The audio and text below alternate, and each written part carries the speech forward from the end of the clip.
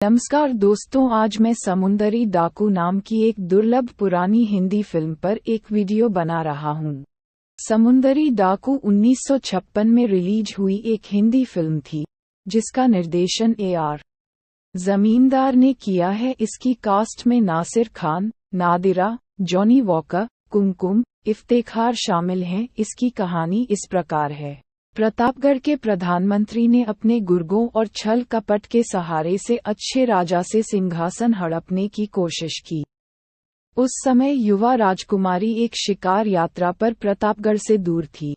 राजा को जेल में डालने की उसकी इस दुर्भावना को इस परिस्थिति से बल मिला। प्रधानमंत्री इस काम में सफल रहा। राज्य के लोगों के लिए इसके दुष्परिणामों को एक गरीब किसान के पुत्र अशोक ने भांप लिया। वह दुष्ट प्रधानमंत्री के चंगुल से राज्य की नियति को बचाने का संकल्प लिया, परंतु शक्तिशाली प्रधानमंत्री के खिलाफ उनके विद्रोही प्रयास समुद्र में एक बूंद के समान साबित हुए। राज्य की सेना ने उसे हरा दिया, जिसके बाद उसे अपने प्राण बचाने के लिए एक ठिकाने में शरण लेनी पड़ गई।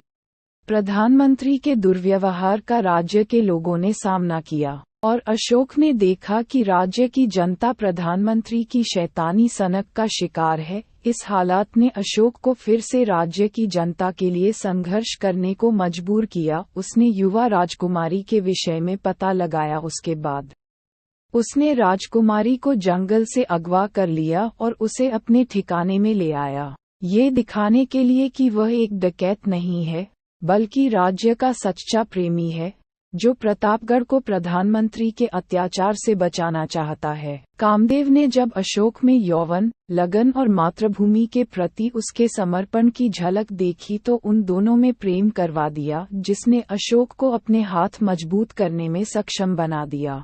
परंतु प्रधानमंत्री काफी शक्तिशाली व क्रूर था। उसको इस बारे में पता चलता है, जिसके बाद वो अपनी सेना उनके ठिकाने पर भेजता है। लेकिन अशोक बचकर भाग जाता है और राजकुमारी को उसके शुभचिंतकों द्वारा छिपा लिया जाता है, जिसके बाद अशोक काफी डर जाता है और गहरे समुद्र में जाने का फैसला करता है। लेकिन दुर्भाग्यवश गहरे समुद्र में एक समुद्री डाकू जहाज और उसके जहाज के बीच एक द्वंद्व युद्ध हो जाता है। जब राजकुमारी को ये समाचार प्राप्त हुआ कि एक समुद्री डाकू जहाज ने अशोक पर हमला किया है, इस खबर ने युवा राजकुमारी पर गहरा असर किया। वे गुस्से से लाल हो गई। उसने इसका बदला लेने के लिए एड़ी चोटी का जोर लगाना शुरू कर दिया था। उसने अपनी सेना के साथ मिलकर डाकुओं के जहाज पर हमला करने के उद्देश्य से अपने जहाज को समुद्री लुटेरों के जहाज की ओर बढ़ाना शुरू किया। राजकुमारी ने स्वयं को इसके परिणाम भुगतने के लिए तैयार किया। उन्होंने जिसे समुद्री लुटेरों का जहाज समझा, जबकि असल में ये जहाज अशोक का था, क्योंकि समुद्री लुटेरों के जहाज के सरदार को अशोक ने मार दिया था। राजकुमारी ने अपनी सेना के साथ मिलकर अशोक को ही समुद्री डाकू समझकर हमला कर दिया। अशोक ने वेश बदलकर उस हमले का सामना किया, जिसके परिणाम सामने आए। उसका वेश हटा, वह वास्तव में अशोक था। राजकुमारी ने उसे पहचान लिया। उसकी खुशी का ठिकाना नहीं रहा। दोनों ने हाथ में हाथ डाले। उन्होंने प्रधानमंत्री के खिलाफ एक योजना बनाई। वे उसको अंजाम देना प्रारंभ करते हैं, जिसमें उनको राज्य के एक बड़े वर्ग का समर्थन प्राप्त होता है।